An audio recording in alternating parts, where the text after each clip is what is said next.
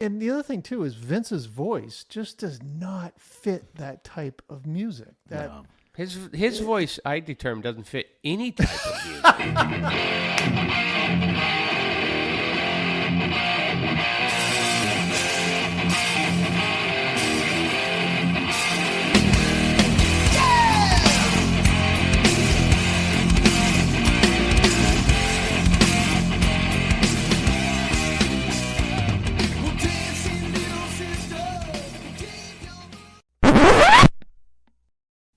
So do you want to start? Sure.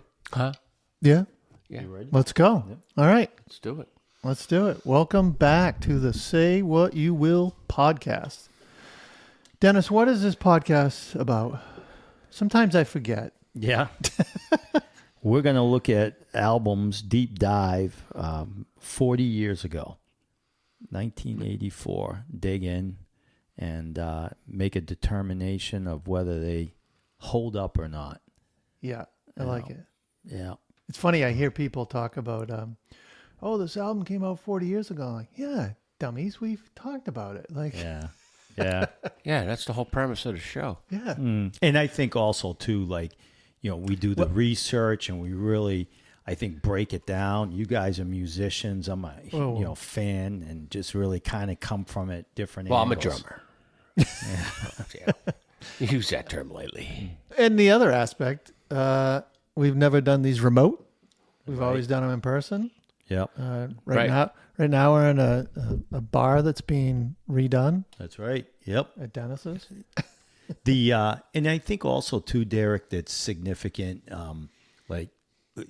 From maybe us and other podcasts or whatever, we're drawing from personal experience. Yeah. You can't deny that. I mean, age and being out there and seeing some of this stuff firsthand as it was presented, as it was created back then. You know what I mean? So it's a great reflection too. Yeah, we're not 20-year-olds that are doing No, that. no, we no. were there No. back then. And our opinions may mean shit, really, to someone else, which Right. is just our opinions. Well, the difference is when you're around in that era, you understand the impact of these bands and albums, where somebody of today, they might know the music and listen to the albums, but they don't know how they fit into the culture back then and yeah. the popularity of these bands. It's like you and I, Mark, talking. Imagine what it would have been like if we were in our 20s and it was 78 and Van Halen. Like, what that would have been like. We weren't there. I know. Well, like we went to that Queensryche Armored Saints show, and these kids were in the front with us with the metal, back in the day where you had the jean jacket and you put all the patches on them. That's right. And they had all the 80s metal Yeah. bands on Retro. there. And we're telling these kids, Yeah. we lived it. We were there to see these bands when they were actually young Oh, and yeah. popular. Yeah, some kid had a Dio patch, Yeah, and Dio he's and all like, the old I bands. go, what's your album? He goes, Last in Line. He goes, oh, great album. I go, yeah. I go, I was at the tour. I saw them in Portland, and the kid's like, Kids no can't way. believe Did you hand out Yeah. that card? We did. Well, no, I remember. I'm like, why didn't we bring the cards? we keep but forgetting to do that. we did. We did get a couple subscribers in that Irish bar. Remember that guy? Yeah, we met a guy and his wife at He the went bar. to YouTube though, so we tried to get into Spotify, right? find it. and you couldn't find it in Spotify, but he got it. He goes, "I'm just going to subscribe to YouTube," and I'm Yeah. like, "Yeah, absolutely. Spread the word, man." He goes, "All right, this is great." I Yeah. had that happen with So- somebody at work too. They says, "Oh, what's your podcast?" I go, "Say what you will." And she goes, "Is Spotify?" "Yeah, pull it up." And she goes, "I can't find it." You got to, it's Say What You Will podcast. If Yeah, you but just, can't you just start typing and get sometimes, it's, here's a plea to everyone. Get out there and rate it and vote on it and leave a comment, and it will start showing up. But it's one of those things you have to do. Say What You Will podcast. Right. Right. So I think even YouTube. Yeah, you got to put the whole. probably. Yeah. Put "Say What You Will." You can get fast ways. Oh yeah, as you should.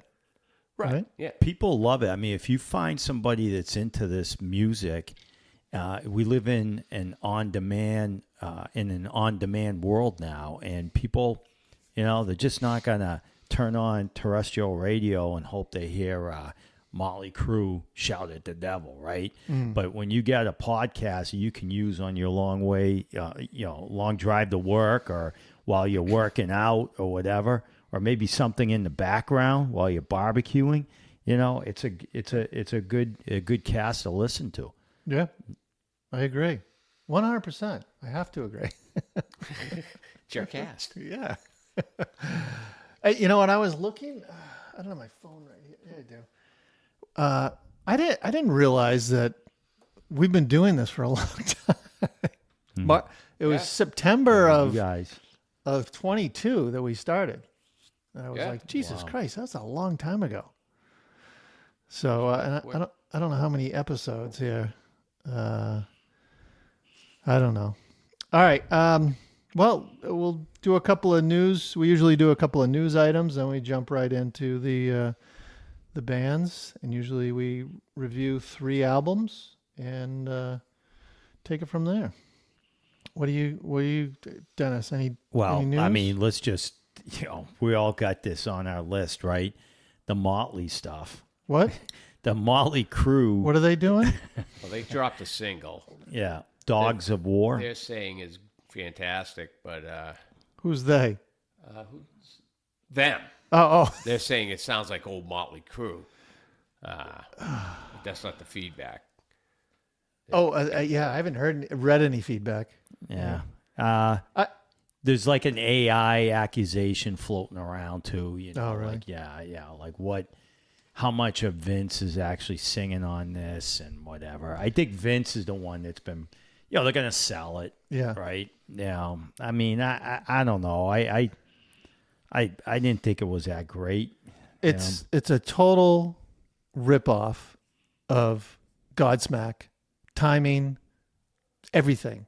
If you listen to it, Well, Nikki Sixx's a master of ripping off. yeah. And I could orchestrating it.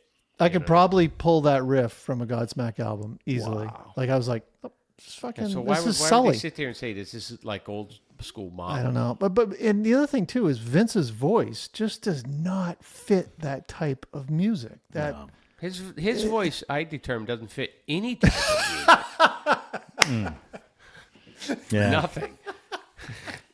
There's another, something came you're out. wicked smart.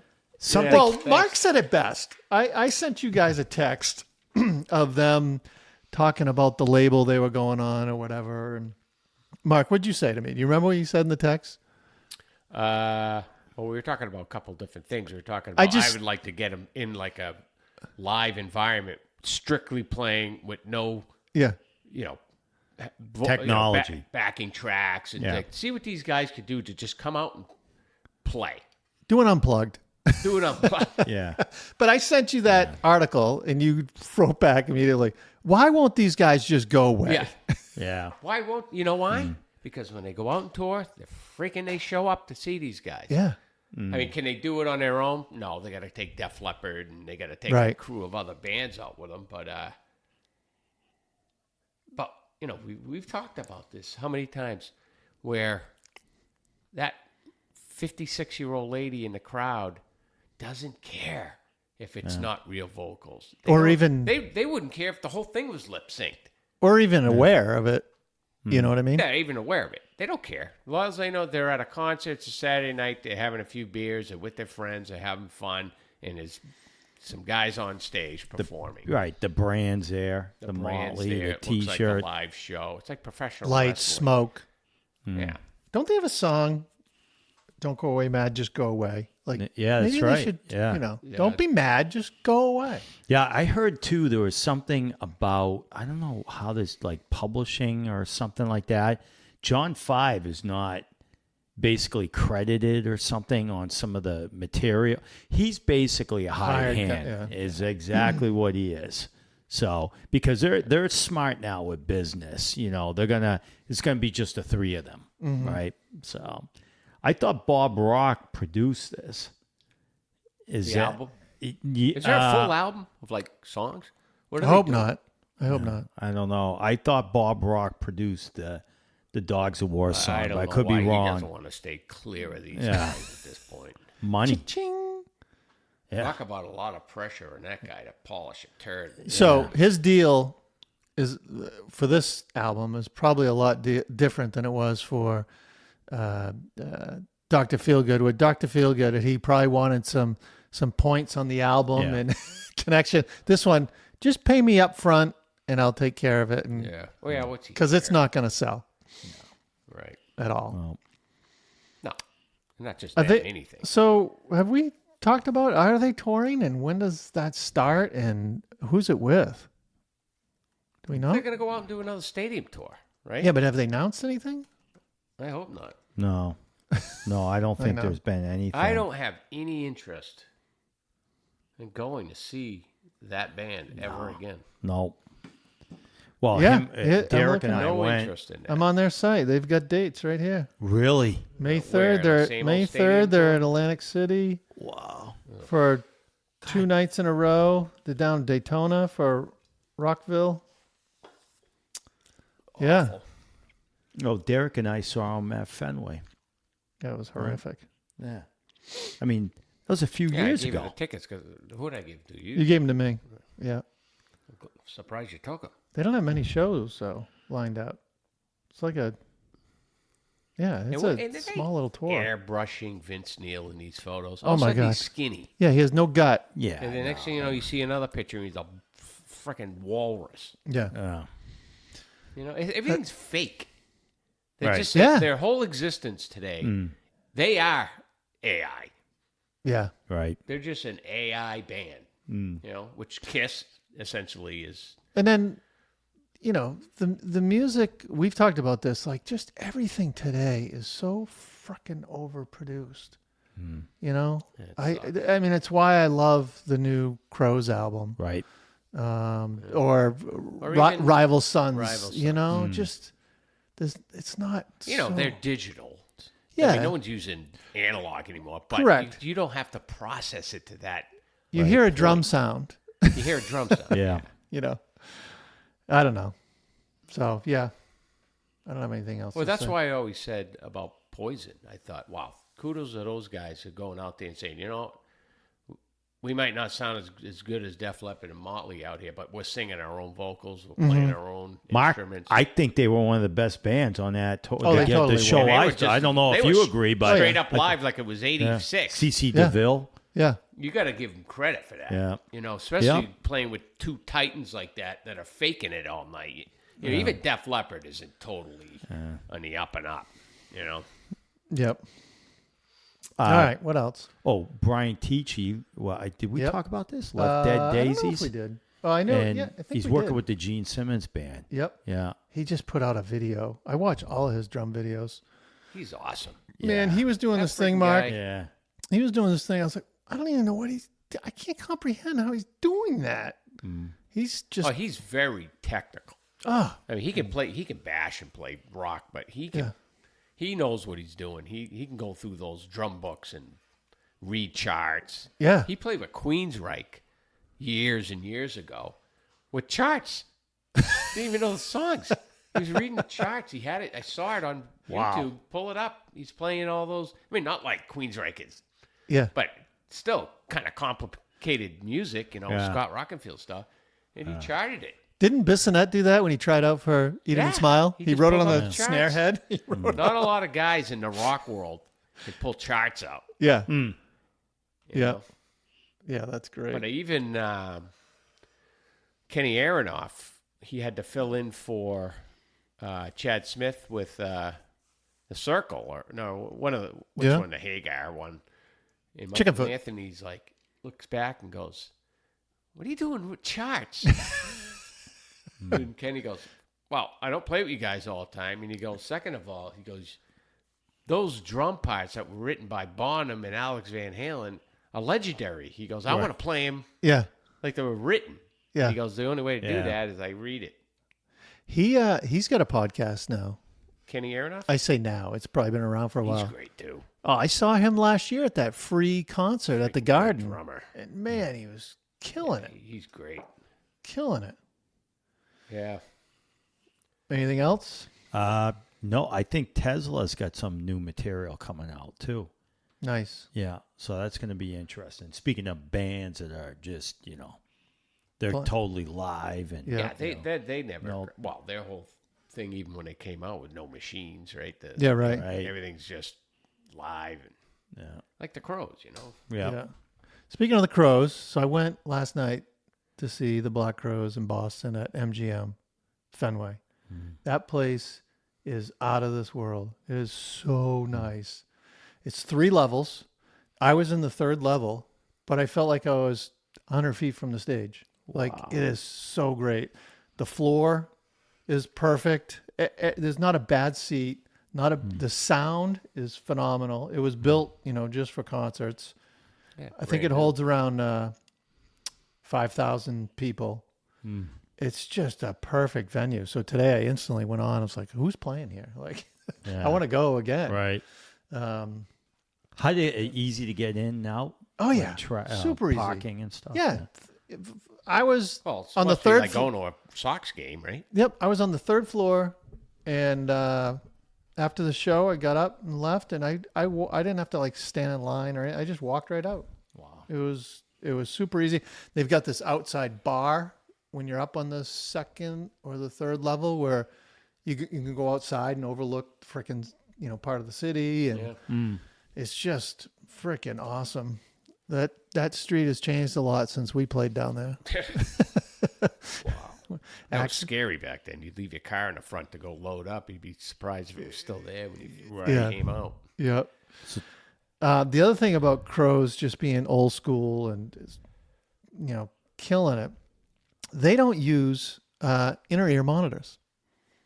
I read an interview recently. They have regular wedges? They just have wedges in front. Boy. And they old school. Rich is like, no, I want to hear my amps. I want to hear it. What's wrong? Nothing wrong with that. No. Because when you put in-ears in, it's sterile. Yeah. There's no mix. Yeah. Huh. You don't hear the crowd, I guess, You don't right? hear nothing. Right. Maybe they may have some You hear crowd just mics. whatever you want coming through. Yeah. So old school that way. And after last night, I was like, Chris Robinson is probably in my top 3 of frontmen. Wow. Just Great. Yeah. Oh, the energy level all night. Now, the concert wasn't like the old Crows concerts. It was a freaking, it was a singles night. Like, they just played all the hits, and it was like all the singles, and I was just like, give me some fucking deep cuts. And Yeah, right. they did maybe one off of Three Snakes with One Charm, but that was it. And then they came out for their encore, and they used to come out with their encore, and they would always do like this awesome cover. yeah. Great Stones or just some old shit. They just came out and did one song, and it was a song that the guy next to me is like, what? He's got his arms up. He's like, what the fuck is this? Like, he didn't know it. It was off Warpaint, and it's called God's Got It. Yeah. But they just did that one, and they left. They only played an hour and a half. I figured it would be longer. Yeah. I mean, that's typically what a headliner would play. I thought like 2, close to 2. Yeah. They would. I mean, they've got a catalog. Yeah, right. Yeah. And, very popular. People want to hear them. Yeah, but these guys are, 60. Yeah. They probably just, the road is probably not like it used to be for these guys. Yeah, but like tonight they're not playing. They get a night off. Right. They were in New York Saturday night and then Boston last night. Yeah. But great show. Matter of fact, during the show, I was like, I think they're going to Portland Tuesday night. And I was like, I'm going to fucking Portland. Yeah. But that was like halfway through the set. And then at the end, I'm like, no. They're going to just play the same fucking stuff. So I went on Setlist FM to look at the set lists they've been playing. And they switch out a couple of tunes here and there, but pretty much it's the same set. And I can't, they never liked that. They were never like that, the old school. Well, we saw them at UNH, wouldn't I? Oh my God. That was all deep cuts. Yeah, I don't yeah. think they played one hit. Yeah. Remember that? Yep. Who did we go? You, me, and... That's right. I forgot about that. That was Jim Smith that was a By Your Side tour, I think.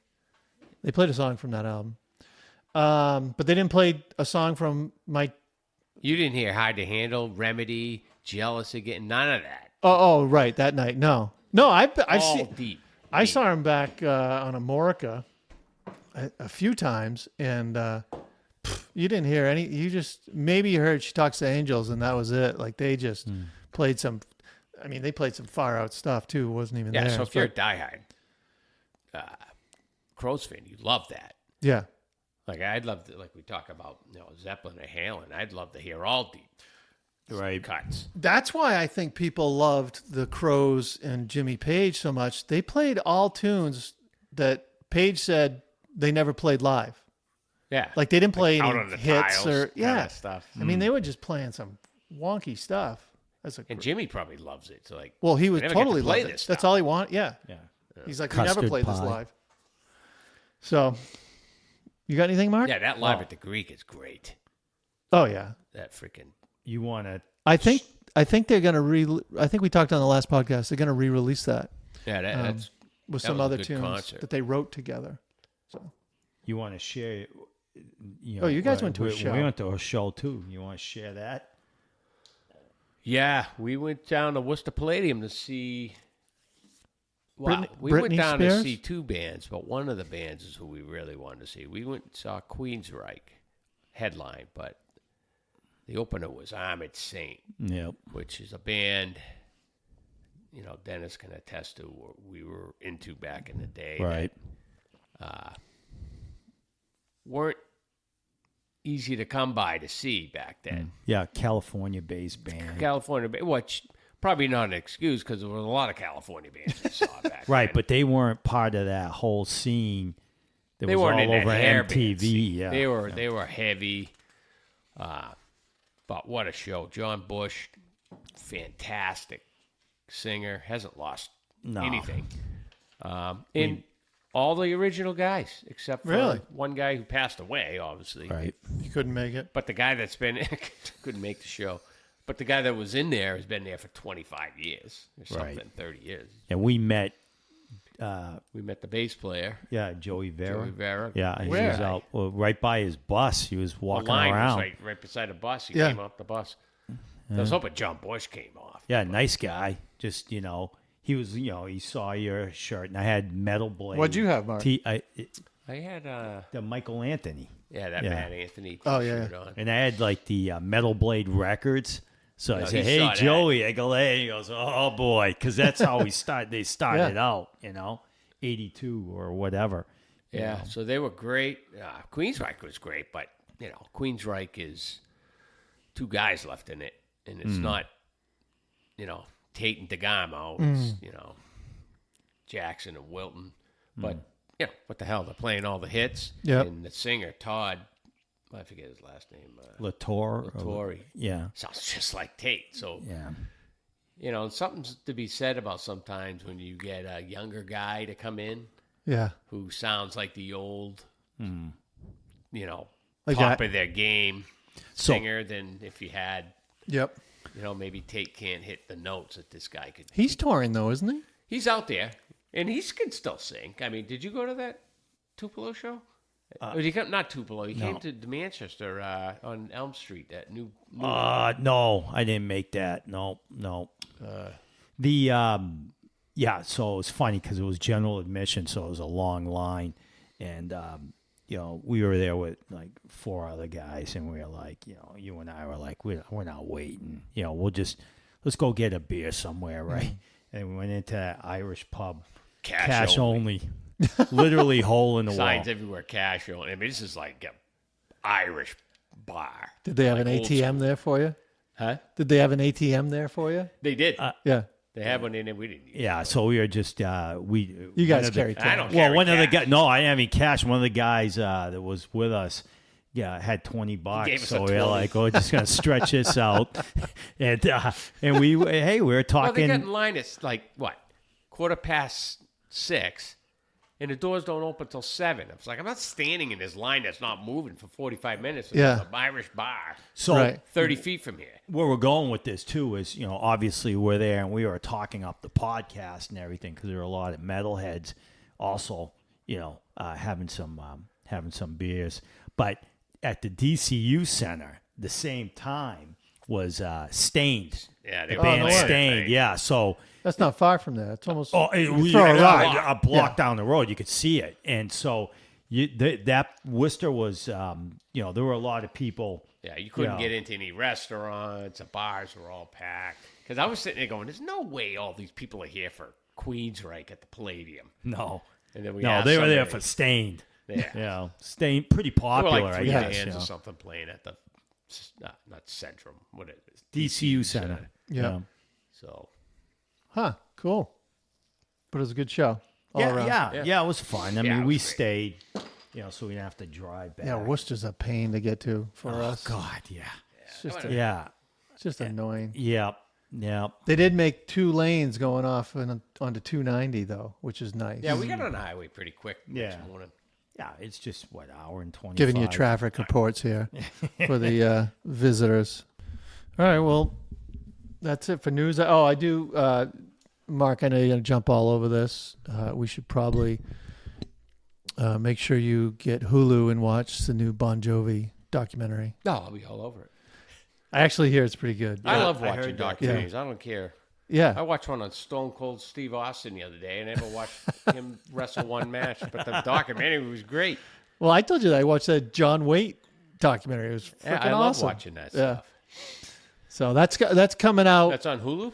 That's out, and you know, we can talk about it the next time. Sure. Yeah, Get- I'll watch it. Get Frangus on here to get his I like input. Bon Jovi. I don't have a problem. I like Yeah. a few of their albums are good. Someone did tweet how amazing it was and how honest it was, and I asked, and I haven't checked if he replied, but did they mention Desmond Child at all in their success? And I'm hoping that came up. But He's the lifeline of them. oh yeah, Yep. yeah. All right, well let's get in it. We got 3 albums.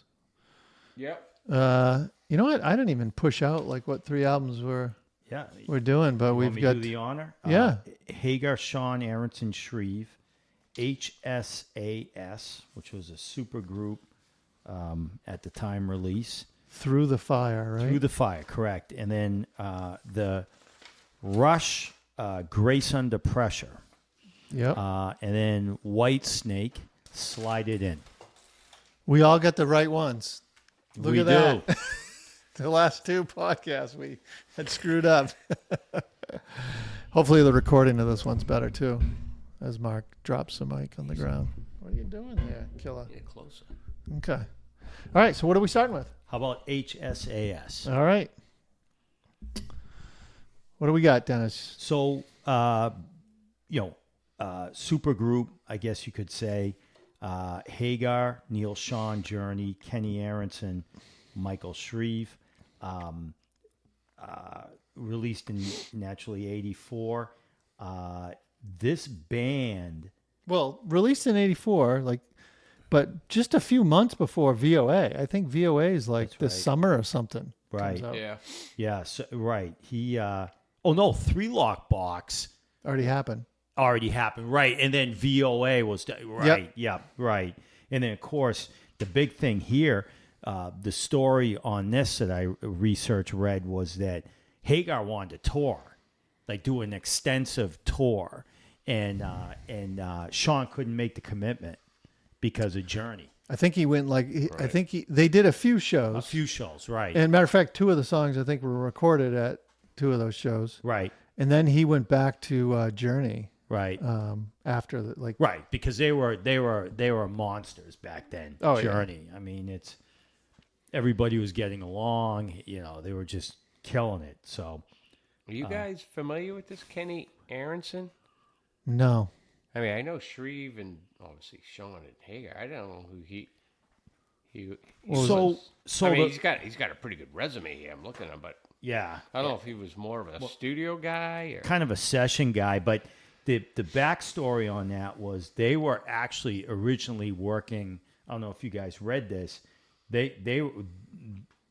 The plan was Tom Peterson from Yeah. Cheap Trick. Oh. And Peterson couldn't make that commitment because he was doing what. See, the problem, supergroups nowadays, everybody makes it happen because they're working through it digitally. Yeah, you yeah, know what it's I mean? easier. Nowadays, back then, I mean, you got together. Yep. You know what I mean? Yeah. Got on a plane and you met and whatnot. But I guess Peterson had Cheap Trick commitments and he just couldn't make it happen. Right. So They also had Denny Carmassi, but he'd left right to join Heart. yeah, that's right. Yep. And he's a good drummer. What do you know of Shreve? Good. Shreve was in Santana.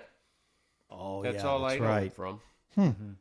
But I think when he joined Santana, he was like freaking 18 years old or something. He was a young kid. So I think Like really, Sean, right? Yeah.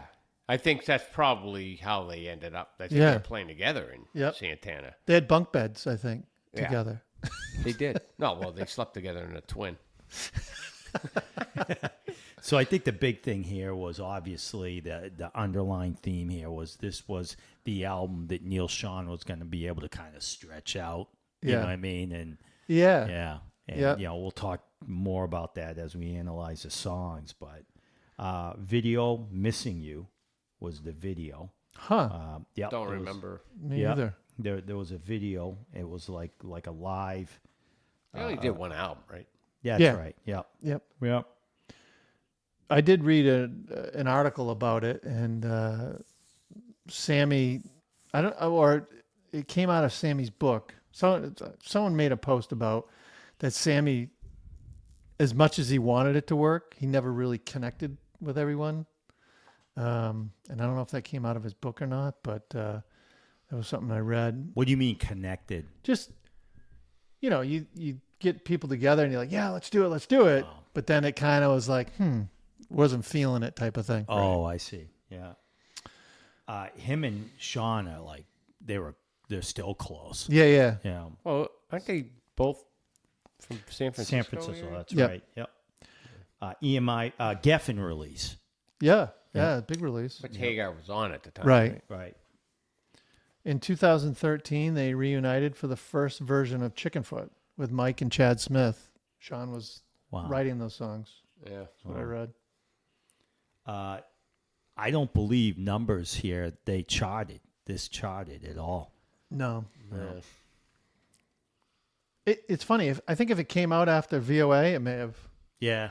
Right. Sammy would have had more leg. So Yeah. this was considered back then semi-live, like the way that it was cut was like a live experience, but there was no audience. I thought a couple of the One of the songs were tracks done had live.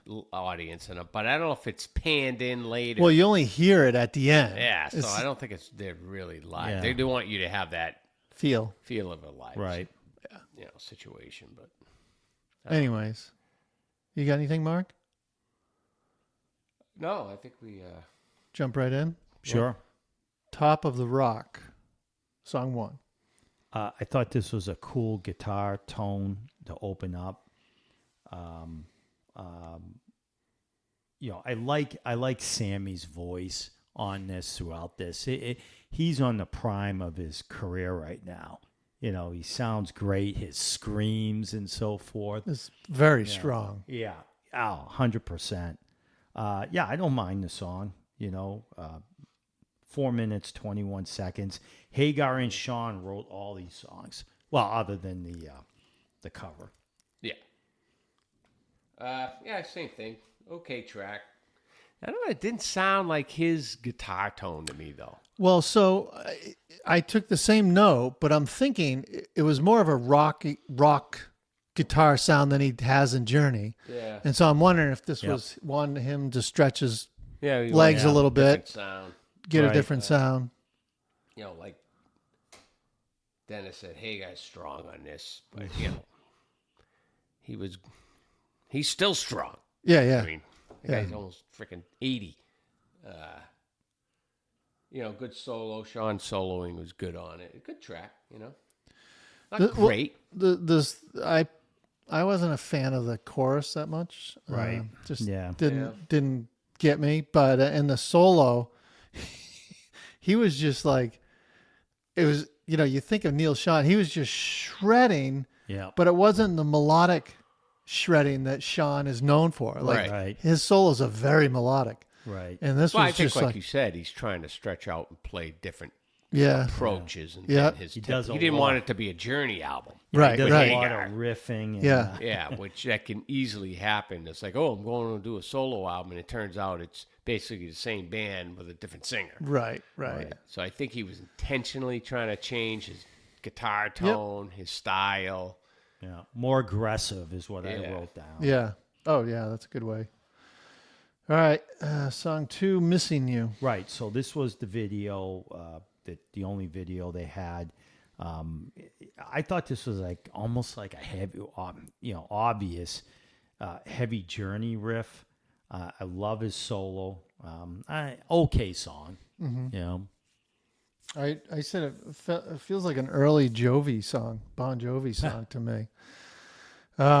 Neil's guitar tone in the verse was very cool. I liked it, a little crunchy, like you said, and the little harmonics he was doing. And Sammy's vocal range in the chorus is just so damn impressive. The snare sound, did you pick up on it? It sounded like a freaking tin can cover. Like, Yeah, the mix I thought on the whole album was Suspect. suspect. Yeah. It wasn't who produced this? I But think they did. Oh, It just Hagar didn't. Sean. It didn't sound good. well, we always talk about when you produce yourself, Yeah. you have no one there to Right. pick apart what doesn't work.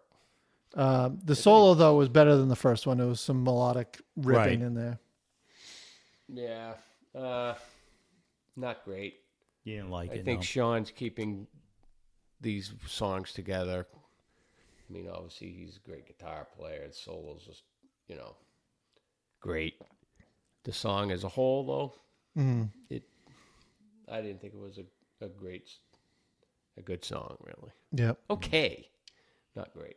It's almost like you can say we're 2 songs in right now, and it's the playing is better than the songwriting in some Yeah, cases. the It's like, you know what I relationship mean? is It's there. like, Well, I think I that's know that sounds weird, but no, it doesn't, because that's the known given you're going to have with a supergroup, right? Everyone's going to be good. right. Songwriting That doesn't mean you can write Right. great songs. could be suspect. But it surprises me a little bit because Sean wrote some great songs with Journey, Right. and Hagar wrote songs. So I don't know why there's a lack of songwriting so far on this. Yeah. I mean, yeah. He may have It's not saved. horrible. He may have saved some of those riffs for VOA, like Dick in the Yeah, he probably Dirt. didn't want to get his best stuff out either. Yeah. Yeah, like his best number, Dick in the Dirt, was that's right up there. Oh, all right. Third song, Animation. I thought this was kind of strange. The beginning, I thought like with the dun, I thought it was like kinda almost cool. like Whitesnake. Yeah. You know what I mean? With the beginning, Yeah. like the tempo shift, 2 minutes in, heavy riff. Another lengthy song, 4 minutes and 55 seconds, almost 5 All their minutes. songs seem to be right around that time frame. Right. 4:50, 4:40. Nothing under 4 minutes. Right, Which I think when you start getting into 4 minutes, songs get a little long. right. Yeah. I had the same, cool intro. The intro was kind of cool. Mm-hmm. I like the riff and the verse. Did you like the vocal over it though? Like I like the didn't. riff. I didn't. The think riff the was vocal good. Was great. It was weird. It was a weird timing on it. It just Yeah. didn't fit. I think for they're me. just trying to be too experimental here. Yeah. But I did like the track. I think it's better than the first two. Mm-hmm. And Sean, of course, is shredding on this with solos. Yep. Yeah. Yeah, I had pretty much the same as you guys, and then it just not a normal song structure at all. It was very odd. Right. Which I think is And by design. I think yeah. they're it was- trying to do this. You're right. And then the ending, it goes right into the next song. Yeah. It blends right in. The fourth song is Valley of the Kings. Yeah, I thought this song was I didn't really like it. I thought this was prog rock. Very similar song to the Animation. Yeah.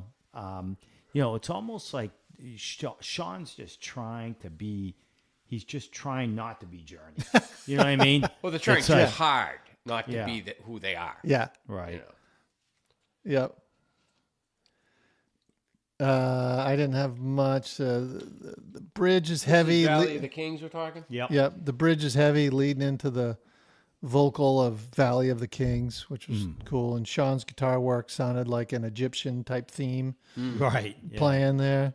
Which is And, kind of ironic that Blue Murder had a song called Valley of the Kings, which is basically but way better. way better. And But few, it was the few same years theme, later, right? yeah. Well, it's got to be some. I'm not Yeah, I guess when you have that title. I'm not well read. It's probably some Valley of the Kings means something. Yeah. And Sean again is just shredding in this solo, but the riff coming out of the solo is really good too. You have anything, Mark? Yeah, it's a decent track. I like the riff. More good, solid Sean guitar work, which is expected. Then I think they changed the riff in some part in the song. I like the change they did there in the middle of the track. Decent. Yep. All right, fifth song, Jizz? No, Giza. Giza. Well, I think that just tailed off the end. Yeah, that's I pretty didn't much have the much to same say. song. it was like 30 seconds. And there was no difference. Yeah. I just wrote the song He is really just they kept is the nothing. same chords, and he Yeah. just said the word Giza through it. Yeah. You know, it's weird because when you look at an album, it's like, what's the theme? What are they? You know, It's all over the That's place. always Yeah. been the accusation for Hagar, right? I mean, he's not perfect. He's great, but he's not. I mean, is the lyrics sometimes you can like, oh man, Yeah. what, I mean, cheesy. Well, he's lyrics. got some cheesy songs. Yeah. Oh, yeah. His collection, his solo. Yeah, like even Roth efforts. made fun of what did he say? Get up. What's Get Up? Dude, there was an interview where he was talking about that album, and it's just Yeah, I mean, he's not the strongest. Roth lyricist. has a song called Stand Up. yeah, right, exactly. Well, at least you know what he's talking about. Yeah, exactly. Get up, stand up. Yeah, so I mean, you got Top of the Rock, all right, 80s, Missing You, animation. It's a little weird. Then Valley of the Kings, Egypt, Giza. It's just They're all over the place. Yeah. All right, sixth song, Whiter Shade of Pale.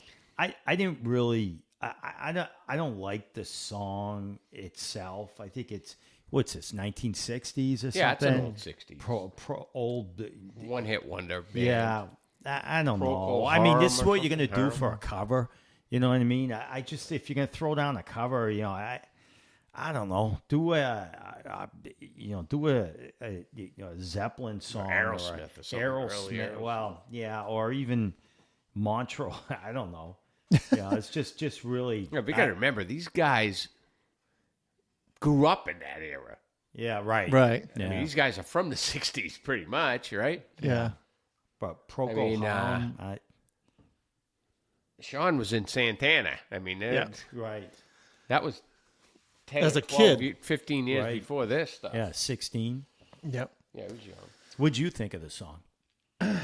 I They didn't have change much of it. It was I just- didn't have much. I remember hearing it and but actually listening to it this time, I was like, I don't really care for the song as I thought I once did. Yeah. So it was good to listen to it and know that it. Yeah, he I had didn't a need decent to listen solo to in it for another. Yeah, right. Yeah. I mean, Sean's kind of keeping his songs somewhat glued together Yeah. with his guitar playing. All this. I mean, Sammy can sing the phone book. and Yeah, you're these gonna guys are love it. talented. There's no disputing that. It's just, the songs aren't strong. Yeah. Strong, I hear you. All right, moving on. Seventh song, Hot and Dirty. Yeah, so obviously this is your typical 80s lyrics, right? We just got done talking about Sam's, song lyrics. Kind of heavy. I mean, not bad. I didn't Silly. think.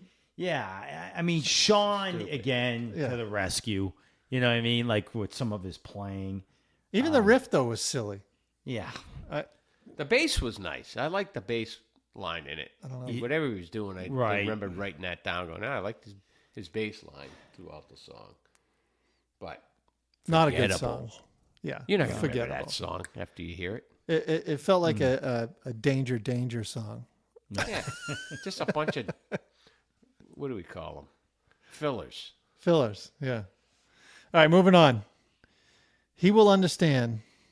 I kind of like the intro with Sean's guitar playing again. Minute in, it starts to build up. It's okay. Not great. I didn't dig it, man.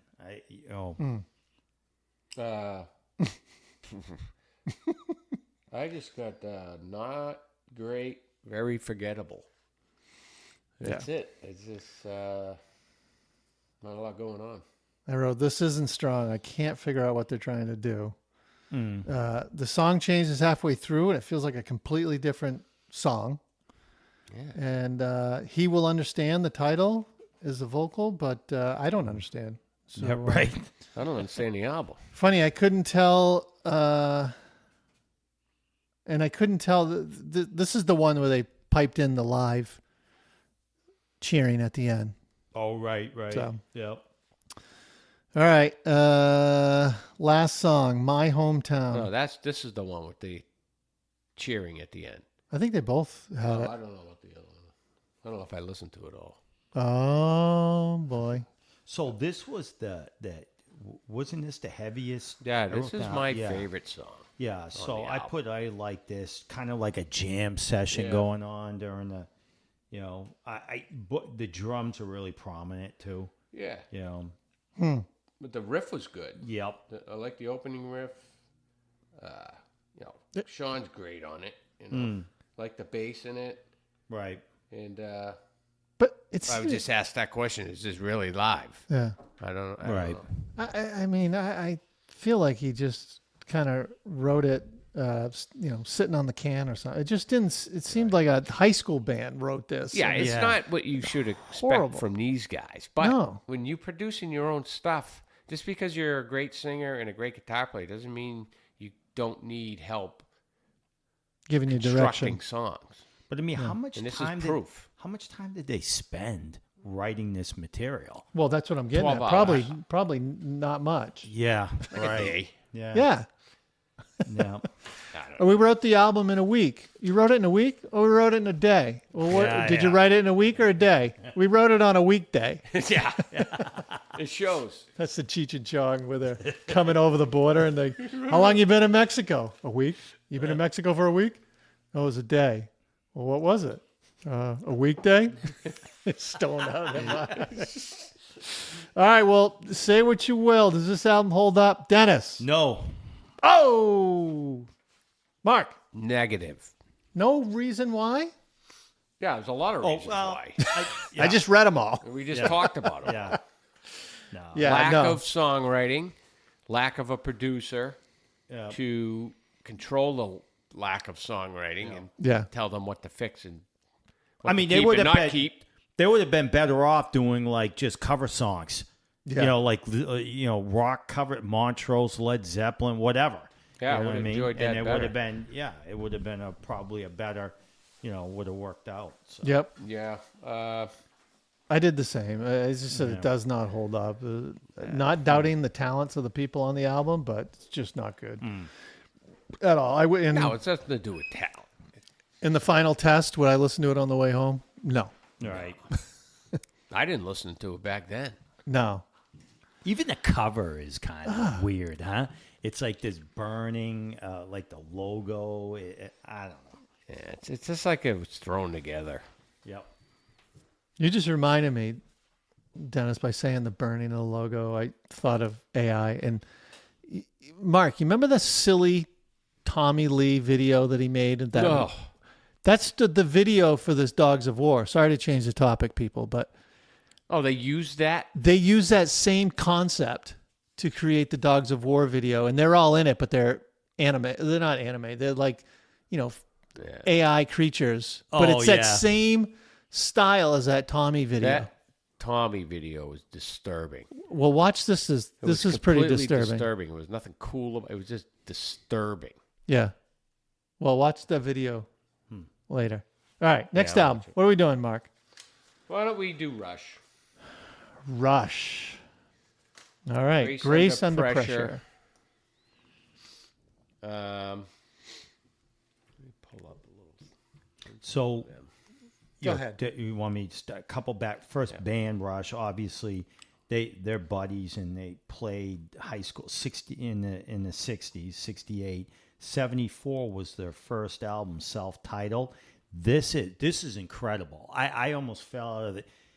This was at the time their 10th release. Yeah, they've been around since 74. 10th release. Yeah, but you got to remember, back in those days, they were pumping albums out every year. Every year. Now it's every 10 years. But back then, you had to have an album ready in a year. And that's after touring on the previous album for 8 months. Yeah. They had to write most of these on the road. On the road, yeah. And then go right to the studio. And that's why these older bands have huge catalogs. Yeah. You know? So the big thing around this is, well, first of all, it was Billboard number 10 U.S., right? So it did chart platinum, I believe, as well. Name only, maybe, but but was the change in producer. Terry Brown out, and I read something about Geddy Lee talking about that. And he goes, Terry and I are best friends. But we had the discussion that we wanted to try something different. We wanted to do another Moving Pictures or another Permanent Waves. So Terry was fine with just stepping away. He had other projects. And then they hooked up this guy, Peter Henderson, who, as the producer, and his background was with Supertramp.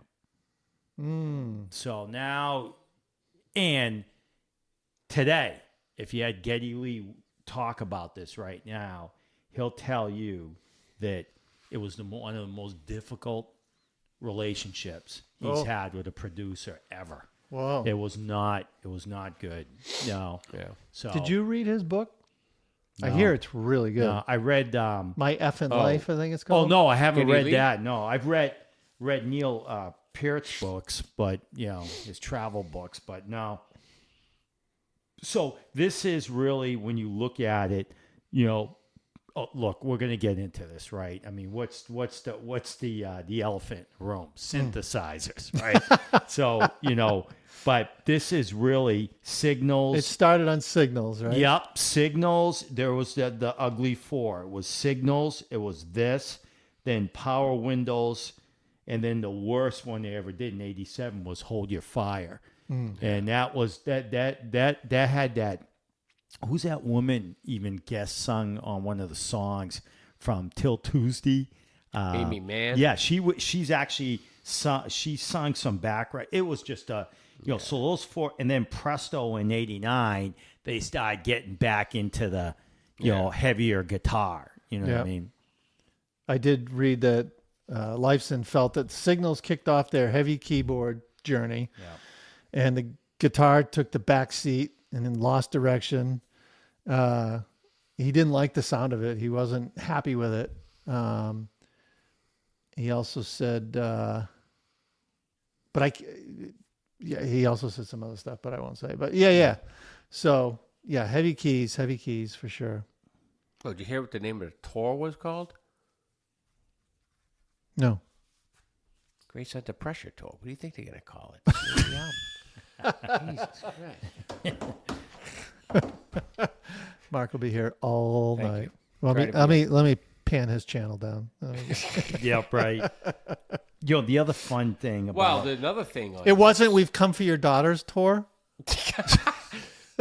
That was Molly, right? I don't know. Sounds like someone from the 80s. Yeah. the other thing about Rush, you got to mention this, is like there's probably one other band that has released more live albums than Rush, and that's Grateful Dead. I mean, if you look at their do they have a catalog, lot? oh God, yeah. I mean, Clockwork Orange. They've got the Exit Stage Left. They got the older ones, the one that you bought in Key West. I forget the name of that one, the first one. But they have a bunch of. They must have 10 live albums. Yeah. I think Mark, on our very first podcast, we reviewed Signals. We did. Have to That's go the one back. with the dog pissing on the hydrant. Yeah, I'll have to listen to that one. Yeah.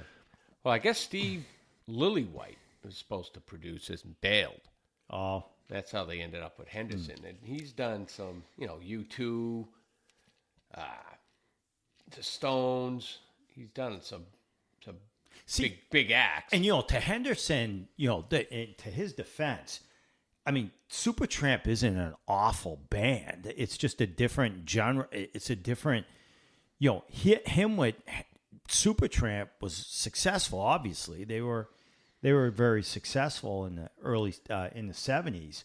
But I think in this world, But you never know what you're gonna get when you have non-rock producers producing Rock. rock bands. right? It changes the dynamic. Yep. And not always for the better. Because they're thinking commercial, hit, sell. You know what I mean? Producer. Yeah, yeah. Thinking like that. All right. You want to jump in? You got anything Sure. else? No, I mean, just really, I mean, yeah, let's get into it. Sure. All right. First song, Distant Early Warning. Yeah. Very poppy synth. I mean, I know we're going to talk about that more on this album. But you can clearly tell the sign of the times here. Like, Yeah. if you never heard this album, you could instantly say, well, I know when that came out, mid-'80s. Yeah, yeah. You know what I mean? And they're kind of following in with that popularity of that was the music that was popular. I just don't think you're getting new fans listening to this. No. Like, Rush is not selling Rush with this. What they're doing is they're just, like, a song like that, if you love Rush because of the previous 10 albums, 9 albums, you're listening to this and you're going, listen to Neil Peart and the drums. Questions and, what the demographic oh my God, is. What are they Geddy Lee's shooting for voice. You know what I mean? You're making you're making yourself like it because the guy's playing. But are they intentionally thinking, we have our rock fan base, we want to branch out and grab more of the popular? I don't know. I think they're. You know what I mean? I think they're so Or they just talented. experiment? They just want to be able right. to say, "Hey, give me that paintbrush and that paint can. I'm going to make music," type of thing. I You think know what I he's mean? right. Derek's spot on. I think they're just. Well, they these don't want guys- to rest on their Well, I mean- laurels I mean, and keep writing. Eddie was the same way. moving pictures over Right, and over right, and over. Right. Eddie was the same way. He's like, I Yeah, can I play wanna- I did keyboards. that. I want to keep. I want to keep Right. building and Reinventing themselves, I Right. guess. I mean, can we all agree that these guys are like probably? What's the great musicians? oh yeah, Oh no, doubt, I mean, doubt about Geddy that. But Lee, there's bass, I mean, something to be who's said better than about him?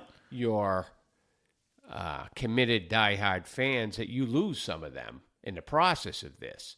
If you're into 2112 or you're into moving pictures or Fly By Night or the first album, you're losing that fan base with this stuff. I They're don't- like, I'm all set. I don't think they care. I think, well, Or I you shouldn't that say that. diehard I with- shouldn't say that. I think Motley Crue are rock stars. These guys are artists. yeah. Of You know course. what I mean? That But also, when you write a certain type of music for years that grabs this certain fan base, and then you kind of shift gears like this, right. does the fan think, "Hey, well, thanks for turning your back on us, and dragging us into you, getting us into you, and then next thing you pull this crap on us"? I think it's lesser with them because of who they are and the talent that they have. Where if, I mean, look at us talking about Molly. Like, what are they doing? Like, Yeah, but they just plain out suck. I Yeah. mean, this band, this is not necessarily this music. but I think sucks. we did that with like Van Halen and Balance and that type of shit. Yeah. I think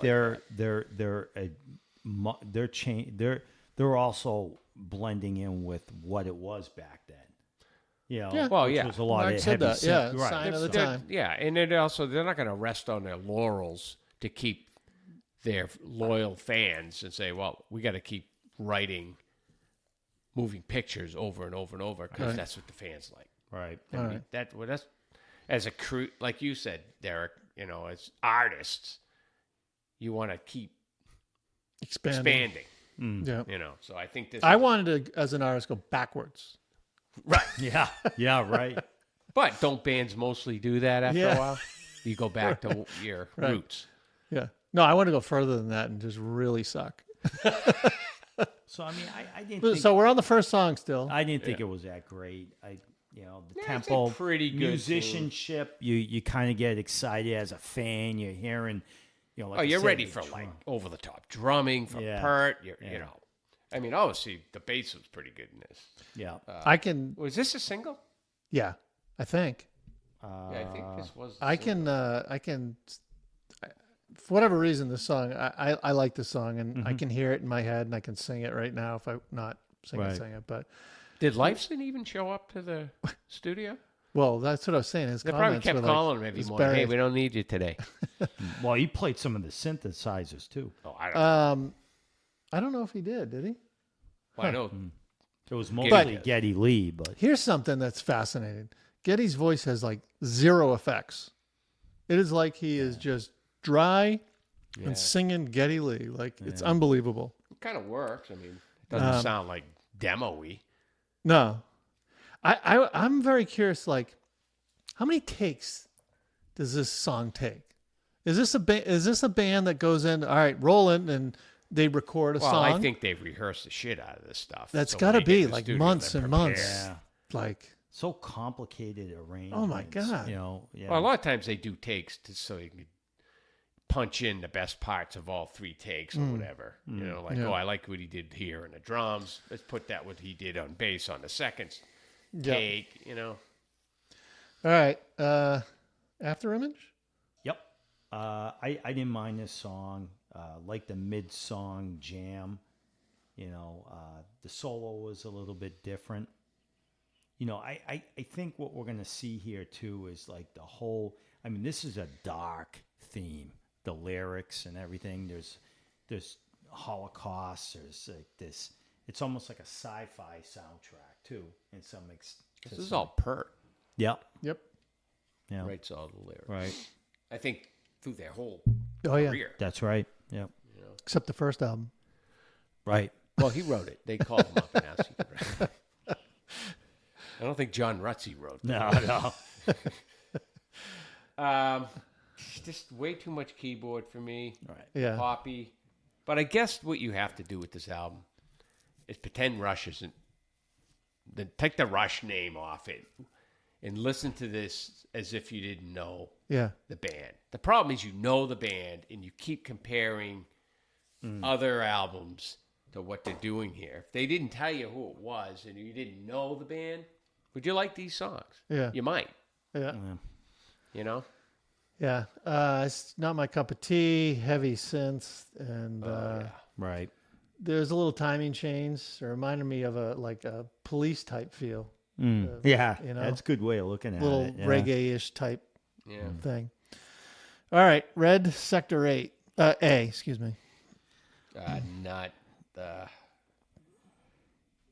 just like I said, I'm not into this version of Rush. Right. You know, if it wasn't Rush and we didn't know Rush, maybe I would have a different perspective of these songs. But I don't know. It's just not in my wheelhouse. Yeah. There's no hook. There's the No. song really doesn't go anywhere. They're fillers. Yeah. You know, it's just like back it's on just that- like flat. You know. What I've commented, I don't know if it was later or in my final thoughts, but you listening to Rush, I get exhausted because Yeah, it's a workout. you totally Your brain gets you're a totally like, oh my god, I'm going down a Neil Peart rabbit hole, Yeah. or I'm going down a synthesizer hole, and you get exhausted listening to this music. Right. So Time the signature Yeah. changes and tempo changes and the people that listen to this that like this are probably fanatics. So they're going to listen to Red Sector A and they're going to go, oh my God, listen to Geddy Lee's bass. You know what I mean? Well, yeah, but what about the sometimes song? when you get diehards, they're not really being honest with themselves all the time. You know, they could shit Yeah. a turd and they Yeah. love it because it's Right. Rush. You know, how honest are they being with themselves? Right. You know, All right, next song, The Enemy Within. I think that's a good band name. Enemy Within. That is a good band name. What is I it? thought that when I saw the lyric, I mean the title, I'm like, that'd be a good band name. A Rush Nah, tribute band name? The Enemy. I thought this sounded like the Police. Yeah, I wrote the lot. same thing. Again, this verse Very is like the reggae Police. feel-ish. A little ska-like. Decent Right. track though. I kind of like this one more than the other 3. Yeah, when the guitar comes into it, sounds great. But very Police sounding. Yep, Solitude, and I wrote the same stuff. So there was a video for this in Canada only. Huh. The Canada MTV. The The name of it was Much Music or something like that. It was a Canadian MTV station, and they did a video for this song for some reason. Huh. You know, Yeah, and again, I'll have to not check it out. yeah, all right. Just the again the lyrics. I you know it's a dark album. Yeah. Yeah. Yeah. All right, next song, The Body Electric. I just got this is the same band that wrote Working Man. Yeah. You know what I mean? You know what's funny? You mentioned Working Man, and you go right into the freaking chorus. I just started like singing it in my head when you. Yeah, heavy. It's such a memorable tune. Night and day to this, right? Right. It's just another unmemorable track Yeah. for me. I don't know. Yeah, the bass intro, you know, but again, no real riff. You know. This is totally absent of guitar playing. I mean, Yeah. Lifeson's got to be like. Well, that's what I said. He was like the guitars were totally. He goes. It started on Signals, and on this album, it was really Yeah, he pushed must in the have back. been like, well, you know, do you even need me in this band anymore? Where Right, you going with right. this? Yeah. What's weird is there's nothing remotely similar to any of these songs. No. I mean, they're all their own. Yeah. Well, they're kind frickin' of like entity. the HSAS. I mean, just, every song is just its own. Yeah. You're right. Yeah, but at least these are decent. I mean, I could Yeah, listen I mean, to this totally over that. different. Yeah, and I said it's not a bad tune. I didn't mind it. But this is where I wrote. I just get exhausted listening and having to focus too much. 5 minutes. Yep. The song. Jesus. Yep. All right. Kid Gloves. I got every element of Rush that made them great is non-existent on this album. Did you like Neil turning the beat around like constantly? It was freaking weird. See, I don't even remember that, Yeah. You were tuned out on and I'm a drummer, so Yeah. it doesn't say much, I guess. Right. about you or the music? Both. Yeah, I don't know. It just I would be very disappointed if I spent $12.99 on this spec Yeah. in Right. '84. Yeah. Well, I'd be trying to trade it with somebody at school, you know. I spent that $12.99 on Signals back then and was disappointed. purpose? Yeah. And then I was like, oh man. Well, Signals at least had a couple of hits on it, right? Yeah, but Yeah. right. It was the start though, because That know, was and the then direction. yeah, because they did have you could see the synths starting to come in, but All right, next song. I didn't write anything. All right, Red Lenses. so this is kind of a Oh, bluesy. wait, did we skip over? Oh, no, okay. That was Kid Gloves. Gloves. Yeah. Yep. Yeah. Yeah. Red Lenses. Red Lenses. Yeah, I like Geddy's bass on this track. There's not enough edge for me in these songs. Almost Peter Gabriel realm, like this a little too trippy and experimental for me. Right. And the thing is, I don't think the songs are strong enough. Like Right. Peter Gabriel is Peter Gabriel, but the songs are good. Right. You listen to it and go, well, it's a good song, even though it's not typical rock.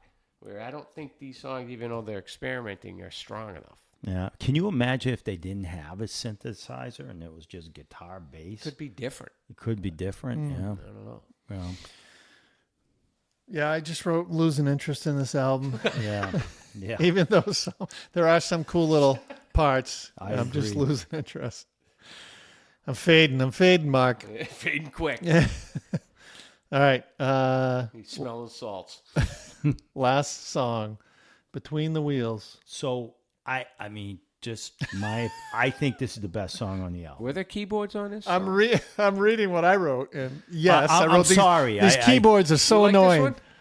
Yeah, I think it's the best song on the album, and because they Who are you? They still play this live, or they did when they were. I'd like to touring. put this album between the wheels of my car. But I don't think that Drive they over. put. But when they play this live, because I have a couple of the live albums, I forget different stages or whatever. When they play it live, there's no like there's hardly any synthesizers. It's all guitar. Oh, Yeah. Well, 'cause you It's can't like play the bass. redone. yeah. You know, Eric's like, I'm not playing the. yeah. Let's put the guitar. Yeah, I get my guitar And plugged in. So, I mean, to support the point we were just making, like, gee, what if you play these songs without the synthesizers, more guitar, and it's actually not bad. You know what I mean? Yeah. Well, the thing is, we talked about this. Was it Night Ranger where the keyboards are just like burying everything? And we always said, like, Eddie knew how to use the keyboards, but then say, okay, put that away, pull out the guitar, play some guitar, and it was a balance. Yeah.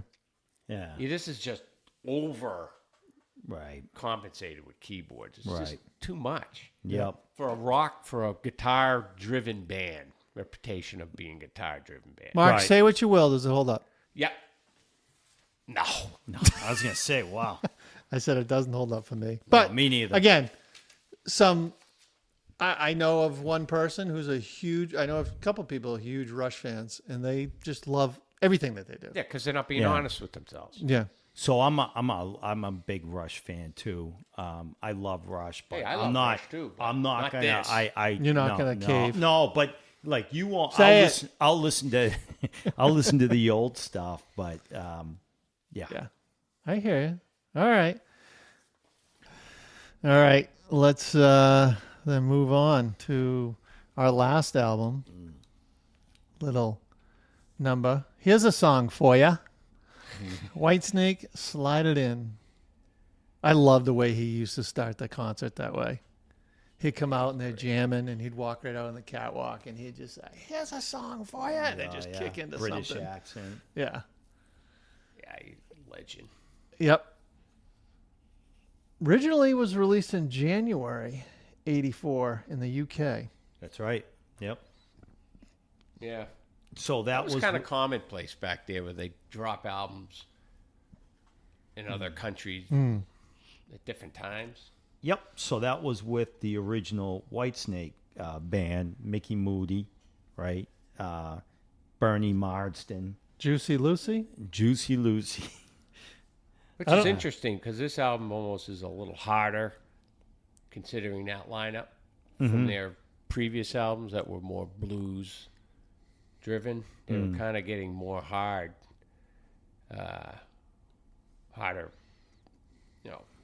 playing with still some of these old guys, Moody and who's the other one? Marsden. Yeah, but the thing is so the way it went down was Moody apparently was not. He didn't like the direction that Coverdale wanted to take this. Coverdale wanted to get into more polished arena rock, a heavier Well, that's sound. what was kind of going on, starting Right. to happen. So then he ended up, from what I understand, doing rehearsals with John Sykes, and he was like, Sykes is just a different player than I am. Yeah. I'm more. Well, he fit the landscape better. Right. So then Sykes is out. I mean, Moody left, and then Mel Galley ended up sitting in, you know. Yeah. So Mickey Moody's band before Whitesnake was Juicy Lucy. Oh, That was the name. really? Oh, no. Yeah. I didn't know that. I was reading that, and I don't know why. Yeah, I mean, he was talented. I mean, him and Coverdale wrote the songs. Coverdale, again, here's another artist that doesn't you don't see him playing guitar, but he writes like almost all the music. Like Yeah. I've never seen him play guitar. And I've said that before, I think about Nikki Sixx. Like I've never seen him playing a guitar, yet he writes all the music. Yeah, and the lyrics, and what's interesting too, Derek, is that we talking about Hagar and like some of the lyrics are stupid or whatever. I think Coverdale's lyrics aren't bad. You know what I mean? I mean, he's got some like funny slide it in. Yeah. But I mean, all or Tongue-in-cheek nothing, stuff. gambler, love ain't That's no a- stranger. That's not a bad. I mean, it holds today. Like Yeah. somebody could write that lyric, and you're not gonna laugh about it. Slide it in is a plumbing term. It's when they're, when you're plumbing a Yeah. you guys are looking at me plumbing like I'm going to say something very intellectual. So this was their Where'd you go with that? sixth release. What does he know about plumbing? So Did he grease the fitting? So the two releases, the UK release. Grease the fitting. Sorry, Dennis. Go ahead. No, I was just talking about. Hey, be serious. 9-year-olds over here. So the UK release, and then of course, then the US release which was through Geffen. Yeah. Geffen. I don't think it did that well, right? It did better after 87 came out. Yeah, you're probably right. Yeah. Now they hit the U.S. Billboard. They hit 40. You know, so UK they Kind were of 9. Would it be his real introduction as Whitesnake to the U.S., you think? I think you're right. Yeah. So there was some MTV help too here. Yeah. Yeah. I mean, it's interesting with the releases today, 2024. There's so many. Whitesnake is guilty of this, probably more than anybody. All the different. They got the UK mix, which is hard to find. The US mix, which is the one we're going to review, and it's everywhere. There was a Japanese mix, okay, around the same time, and then of course you have the 35th anniversary. Then you have the Ultimate Special Edition. And then there was also back a few years before a special 2019 remix. Right. You know, it's like 6 different Versions of this, you know. But needless to say, this was John Sykes' introduction. Mm-hmm. He was with Tigers of Pantang and actually filling out with the Thunder and Lightning album, which we did review. That was more or less his, where, you know, Phil took him aside and was, look at this guy. Here's the guitar god. But I think in terms of the MTV being introduced and so forth, to me, this was John's. But this didn't really. This wasn't their breakthrough. I mean, they were getting on the map and, you know, becoming more known here. But they still weren't well known. The next one with put this him over album, the, yeah. right. The next album put him, the self-title put him over. Right. Well, yeah, but and we're going to be addressing, you know what I mean? We'll get into it. And that's a whole different. Yeah. What's interesting, so the Rush we did on our first podcast that we reviewed, and on our second podcast we did Saints and Sinners, Whitesnake album. So Right. yeah, I don't remember what we said about it. I'd have to go back and listen, but yeah. John Kalogner got him the deal with Geffen, basically. Sounded like he was kind of being kind of out there in the wind, and John stepped in and helped him. So I didn't realize that. He had a big impact on his career. This one's on EMI, right? I don't know. Why did I have that quote? I think could be wrong. Or are you talking about the No, I could be wrong. No, the English version. I think the self-titled album after was on Geffen, right? The English version was EMI. Oh. And then the U.S. version was Geffen. Yeah. Yeah, Mark. So what did he do? Re-record it? Pretty much. The original producer was Eddie Kramer in England. And then they let him go. It wasn't working out. I don't even know which one I have then. And then they brought in Martin Birch. He was the producer for the UK. And then Keith Olsen was pulled in from Geffen to do the remixing for the American US version. Yep. To modernize the sound. You know, he claimed that that the original UK was flat sounding. Yeah, because it's self-titled album, the one that came out in '86. That's on EMI and Geffen. So how does? Yeah. They must be. Well, EMI is in a British English. Is it an? Oh no. Oh yeah. Wow. There's two. Yeah, there are two different Label. versions. The U.S. version's 42 minutes, and then the European version's 53 minutes. Oh my God. There must be a couple other tracks on it. Huh. That they didn't put on the American release. All right. Do we get into it? Sure. Yeah. All right. First song, Gambler.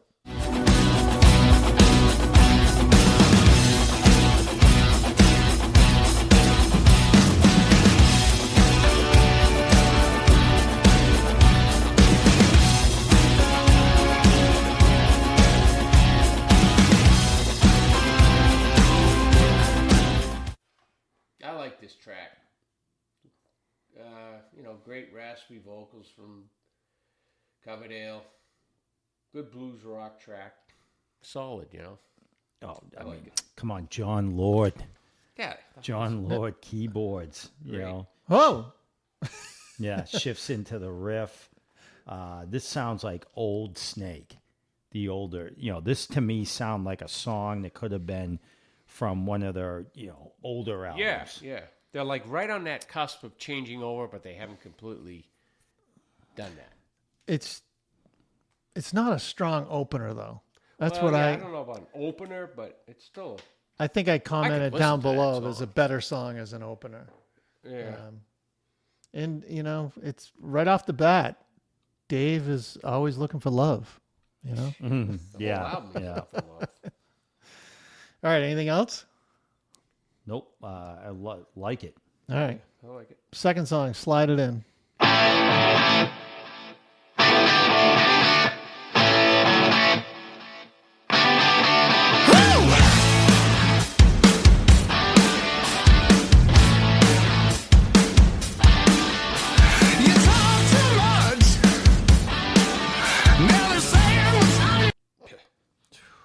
Was that a single?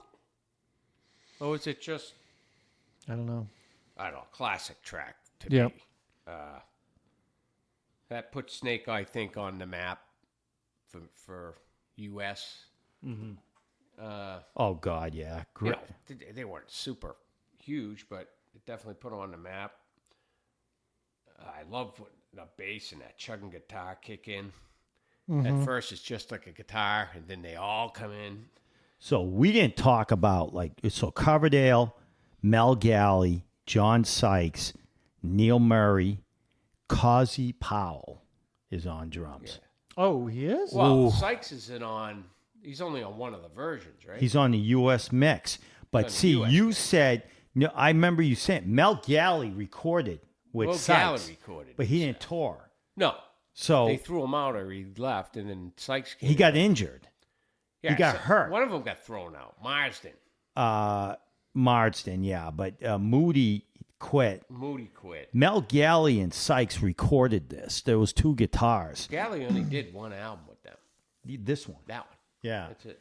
But Causey Powell is on drum. Causey Powell is like John Bonham light, right?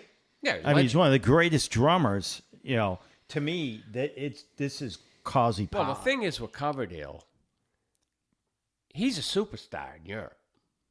He's huge over there. Right. He's not huge here yet. Right. He's huge over there, so he gets the cream of the crop. That's how you get John Lord, Right. and Causey Powell. Yeah. And, he could pretty much pick anybody who's available to play on his albums. This is a The British. guy was in Deep Purple, This right here is a British supergroup in 1984. pretty much.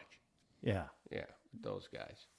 The problem is the whole history of from this on, he can never keep the same guys in his band. Right. I just think this song, the drums are up front, Sykes' tone. Oh, Yeah, great. Great. Yep. Do you agree, or- vocals look Great riff. yeah. DC written tune, David Coverdale. It's just catchy. He does it on other tunes where he kind of a simple riff, but works and makes it catchy. And I would you love don't have to be like, No. say, your brain getting a workout. Right. to be a good song. I would love to hear this thickened up with a little heavier guitar today. I wonder what it would be like. Yeah, I think of Sykes. Wow. Right. Is the Sykes version a little...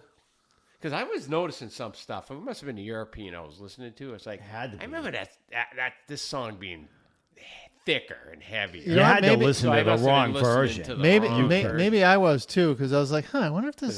There's some songs I loved. And I'm Dude, like, this ooh, is wow, I'm not heavy. feeling the power. All right. So you were listening to Marsden and Galley. Galley. Yeah, I or think- Moody Marsden version, Moody, the UK yeah. version. Oh, yeah, no, this is heavy. Okay. Yeah, when you listen to Sykes, it's totally different.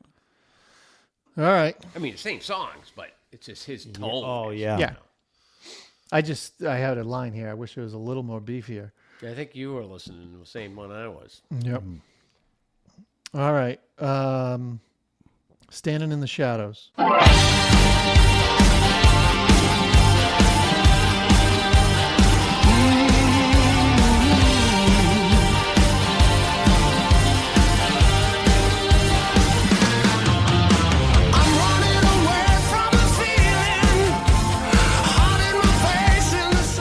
Another solid track.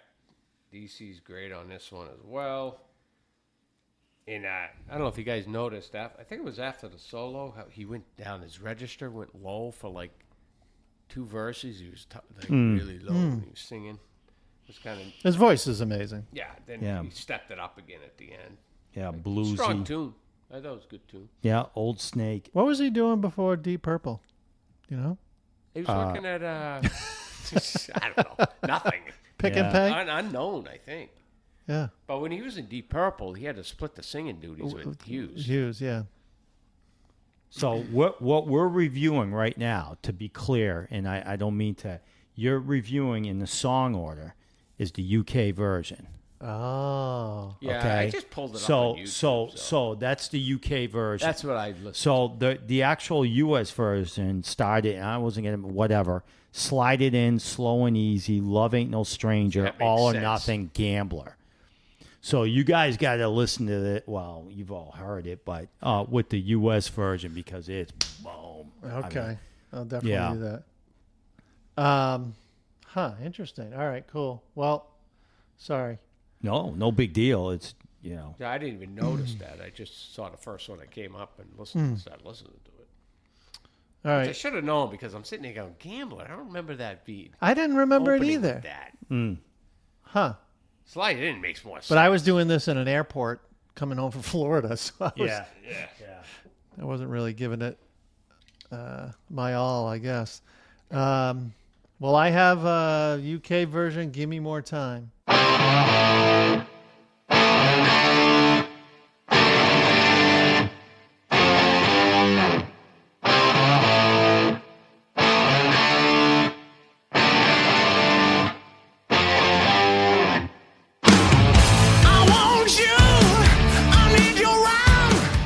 That's what I got.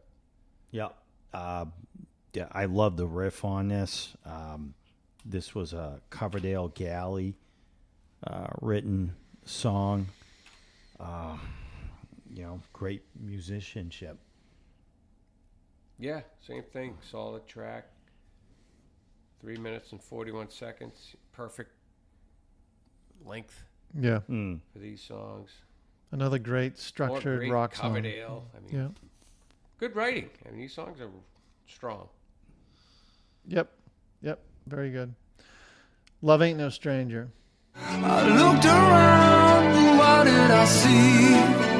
Broken-hearted people staring at me, all searching 'cause they still believe. Oh, love ain't no stranger. UK version. It's interesting because this is your classic Coverdale formula. Start out slow. What I mean? Like his style. You were mentioning Chris Robinson and I agree. The guy's awesome. I mean, for me, Coverdale's up there. I mean, his style, the bluesy singing and, I saw that 87 tour 6 times. Yeah, wow. Yeah. Wow. All right, so You think you missed something the first 5? Or? Well, what happened was I saw like 3 of them up here, and then I went to Florida for spring break, and he was doing like 5 nights down there in this one place, and I saw 3 of them. I only saw him on that tour open for Motley on Girls, Girls, Girls. So I saw that one, and then I saw right They after started headlining right after, right? Yep. Yeah, the drums, everything on this is just, and then Sykes comes in. It's Classic track. oh god, yeah. Yeah, And, good one. this is one of the 3 I think on this album that propelled them to succeed. A couple years later. Yep. That helped Yeah. propel them into that next album. That obviously we know what happened there. great hook and riff. Another great guitar solo. And Gally Moody, great on his album. Or is it no, it's Moody. Well, you are listening to Moody Galley. Well, I'm listening to these guys, and I like it. Yeah. It's a little bit, like we said, it's not as hard as Sykes. Yep. It's a whole different dimension. I actually but I wanna- like what these guys are playing. Actually, I want to hear the UK version. I don't think I've ever like heard it. it. I'm interested. Yeah, I mean, they wrote it. yeah, You know, Sykes is pretty much just. I'm sure he changed the solos. Yeah. Put his own, signature on them. Mm-hmm. I like these guys on this album. I like their songwriting. He's just got these lyrics. I mean, he's got like this sax, like everything's Coverdale. out. Everything is just like He's like the horniest freaking Yeah. guy. Oozing. Now it's creepy, but back then it was cool. Well, it's creepy when we're driving in the car to go to my in-laws and listening to a classic rock on Sirius, and Slide It In comes in, and Lisa and I start singing. I'm like, wait a second, the kids are in the back. Like, Slide It In. Yeah, let's see. I've got... So the one on Spotify is the UK version. wow. Yeah. But then That you- was first, right? Oh, wait. Obviously, because of No, wait. they There's wrote it, Gally and Yeah. right. Moody. That's funny. I wonder if... Yeah. Oh, So and then the remastered version... Oh, and here's another Why one. did they feel they needed to do that? Why not just I think Coverdale. go on tour with Sykes and play the songs? I mean, I think Coverdale cut it and was like, we're missing something here. yeah. It's not as fat. We need to really bump it up. And then, that's when they hooked up with, Keith Olsen and they brought in Sykes. The other thing that Moody said was like, Sykes was almost like he looked the part too. Oh, yeah. You know what I mean? Oh, yeah. And they wanted to break the U.S. That's where, you know what I mean? Yeah, and I think they would have not gonna struggled go out there from with, an image standpoint with those guys. They weren't about that. They're just a bunch of guys that want to get up and play the blues rock on stage. That's right. Yep.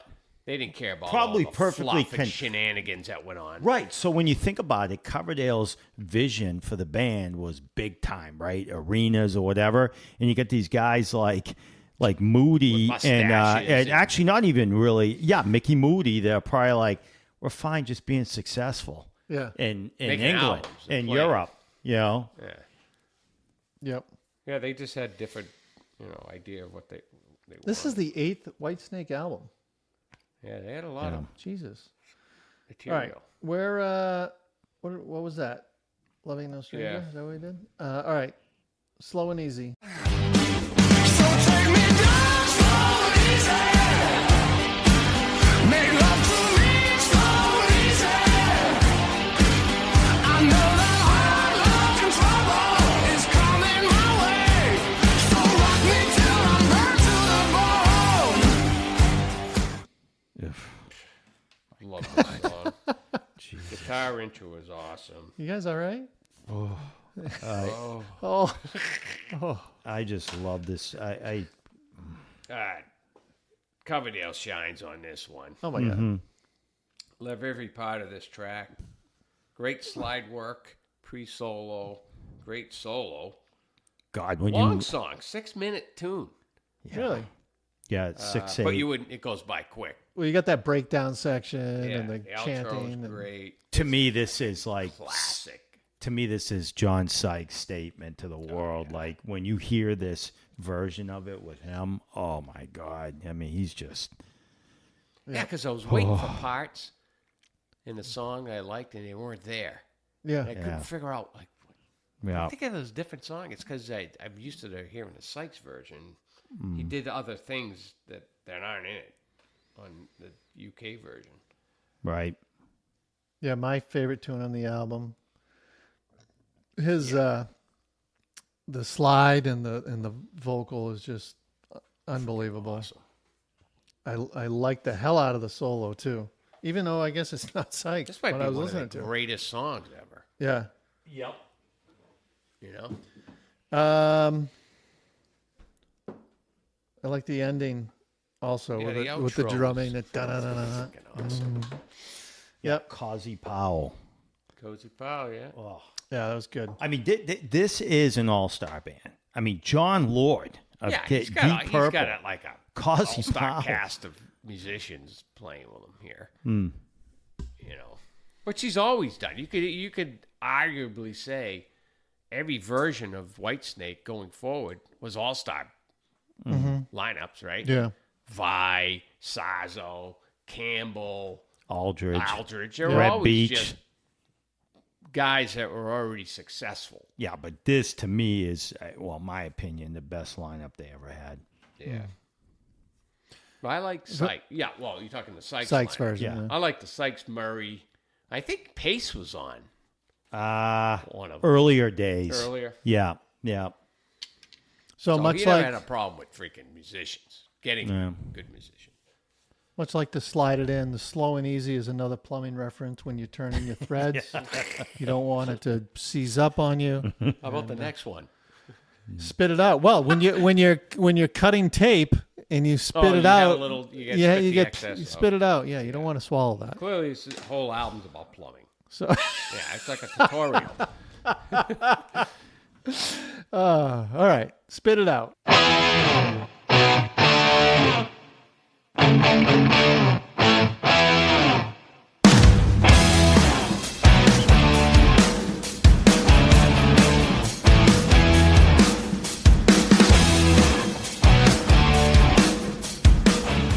So the Sykes, the U.S. version of this is heavy. This is like You're just rubbing it in that we listen no, to. Yeah, I know. I it's- feel like- oh, you're gonna have to listen Well, to you it on didn't the way listen to home it.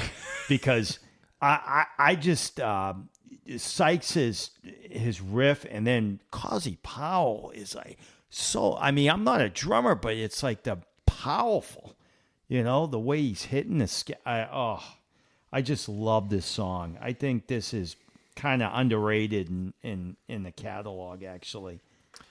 It's a real. Yeah. Again, it's a real. Coverdale wrote this again, the riff, Yeah. and real simple riff, but you put Coverdale's vocal over it, and it just fucking kills. Yeah. Like another band, like I don't know, Fire Gin could write this riff, Fire but the vocal may not be there to make it kick ass. Right. You know? Right. But so yeah, and then I wrote, and this is he actually wrote this tune. It wasn't the plumbing. He wrote this about trying to get his kids to try new foods, and he was just saying, spit it out if you don't like it. So Are you serious? No. I don't like. What is he talking about, though? Yeah, can we take a guess? I wonder. Yeah. All right, Mark, you have anything about spitting it out? No, I mean, everything you touched on. Great drumming from Powell. Love the breakdown section. More great Coverdale. Great tune. Yep. All right. Next song, All or Nothing.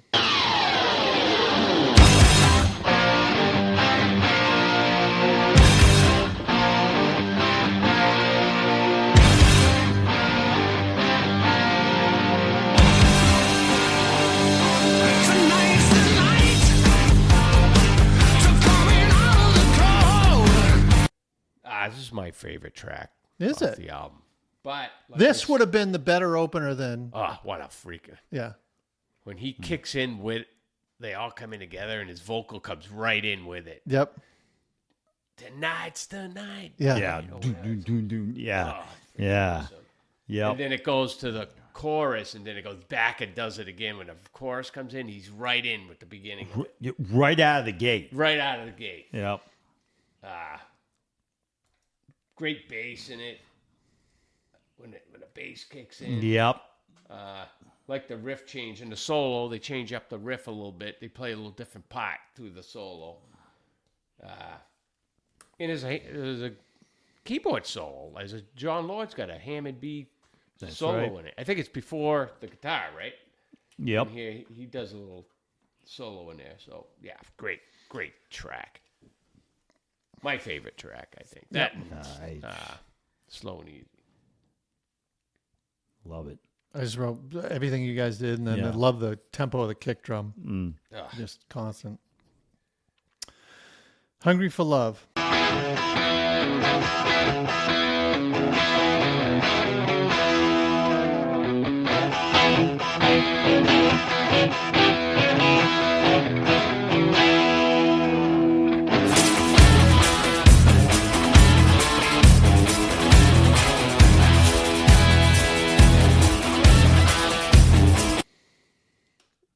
Cool intro. I think it's kind of an underrated song because there's so many good ones on this album.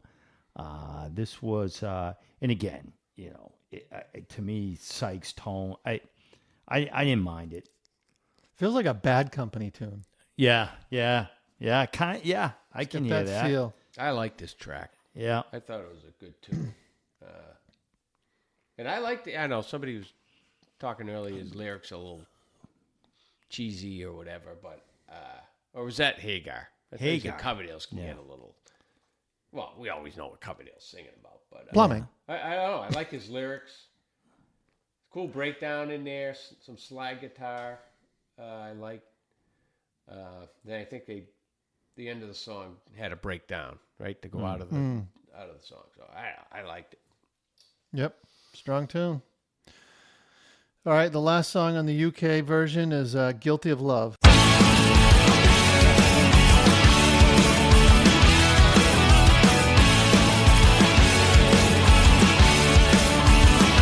I believe my love for you is a love that will last forever. I'm here to testify. I'm a prisoner. Love it. I like this track too. Just strong bluesy songwriting. They released a video for this. It wasn't live, but it was live footage. You know, that it's a song kind of track, the track, and then I think they played some European festival like for the video. But and then what I have there more. Oh yeah, more mid-song breakdown. They did a lot of those breakdowns in it. Yep. You know, Yeah. a lot of these songs, but it worked. you know. Right. So Yeah. I like that. I like that tune. This one and Hungry for Love, Coverdale written. And Yeah. and his voice just carries the fucking tunes. It's so strong. Yeah. So strong. Dennis, anything? No, you guys touched it all. All right. Oh, hey, easy. All right. Say what you will, Dennis. Okay. Does it hold up? So All right. Thank you, Mark. What say you? No, go Dennis. I think this album, yes, and I think this album, the U.S. version is probably like you think about the deserted island and that we always talk about. You know, Fastway's coming with me. This one's coming with me.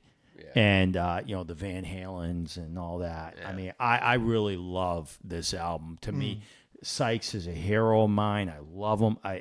You know, this album is awesome. I just love it. I really do. I like this better than this is to me their best release. Yeah, I agree. I think they both hold up. This version and obviously the Sykes version. It's the same song, but you know, you listen to the Sykes, but you got to remember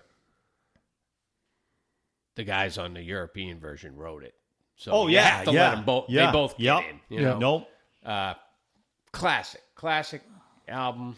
Love it. I'd listen to this anytime. Yep. 100 times. Thousands times. Yep. Holds up. I can't say anything more than the two. I mean, Jesus, Aficionados. 8 of the 10 songs. 9 of the 10 songs. that's- I freaking like them That's all. just I don't it. think there was They're one all song I didn't great. like Yeah. on this album. All great songs. I mean, maybe the weakest song I would say Gambler.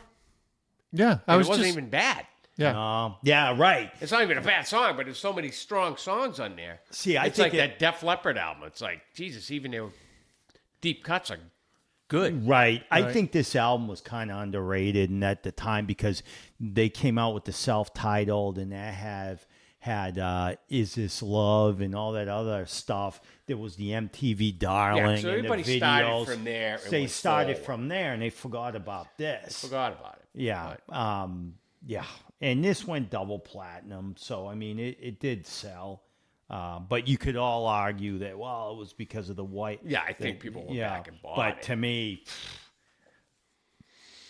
Yeah. Yeah, see right here, Guilty of Love live at Donington, 83. That's the video for that. Huh. For I'll the have to watch that. Yeah.